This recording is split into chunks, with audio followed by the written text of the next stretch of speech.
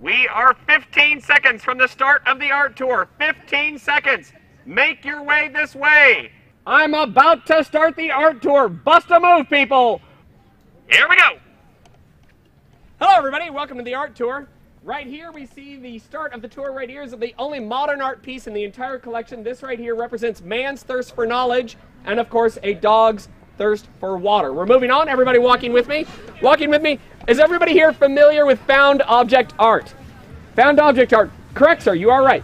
Not all art comes out of art supply stores. Some of it is found, and so it is made into art. Everything you see on this multimedia piece here came off of King's Highway. This is all roadkill right here.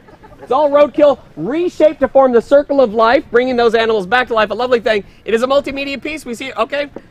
We're moving on. We're moving on. Right over here, the most famous artist in all of Kitchener. Ma'am, you there with the baby carriage? Any guesses? Archibald Thiegood. Excellent guess. Archibald Thiegood.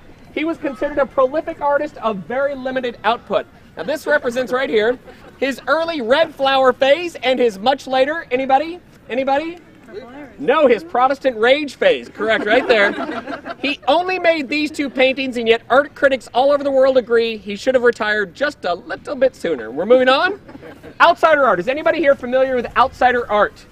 It is from people who are outside the mainstream of society. In this case, they were all in prison. This is from the Ontario Correctional Facility. Prisoners do not have access to regular art supplies. They have to make do with whatever is found within the prison walls. This vase we see right here is made entirely out of tissue paper and toothpaste, and the decoupage scene of the peacock and flowers comes right out of candy wrappers that have been torn up and glued on it. Not bad work for a convicted arsonist. Right over here. Right over here we see an example of folk art. Now folk art is going to use more rustic materials. As we see more rustic materials, we see a raw wood background and a rope circle around here. This was met with great protest when it first came out, but in defense of it, it did come out in the less racially sensitive days of 2004. We're moving on. Most famous artist in the world. Anybody? Most famous artist in the world. You in back, ma'am. Famous artist? Pablo Picasso. You are correct. And his most famous work? Anybody from this side? Guernica. Right. Protesting the bombing of Guernica, Spain in the Spanish War. Now this right here we see as another protest piece. Can anybody tell me what it's protesting, little girl?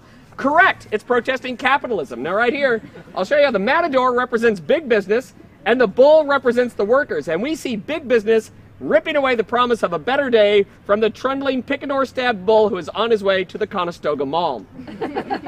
We're over this way. Anybody familiar with the arts and crafts movement? You in back, sir? Yes, indeed. The arts and crafts movement was 1890s to 1910, mostly in Britain. They used simpler materials. This right here came out of Kitchener, Ontario in 1908 from Cheryl Richardson. Is an example of string art right here.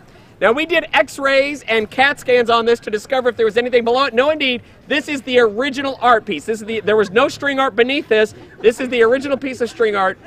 It is very representational. I believe it is a butterfly. Not quite sure. If we look back over everything that we've learned about now, we have learned about found object art, we have learned about outsider art, folk art, Guernica, Picasso's most famous work, and of course, the arts and crafts movement of 1890s. You all know a little bit more about art. Congratulations. Thank you.